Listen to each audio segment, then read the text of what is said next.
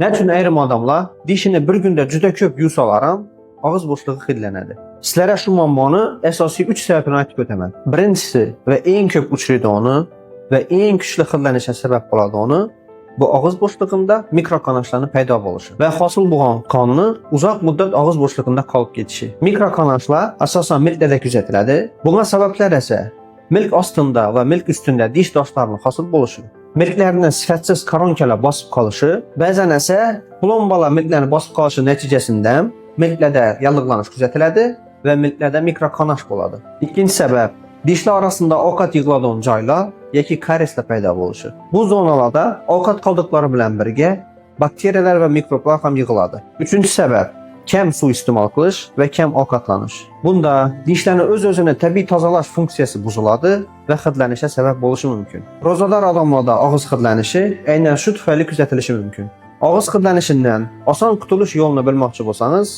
kommentariyada plus bilgisini qaldırın.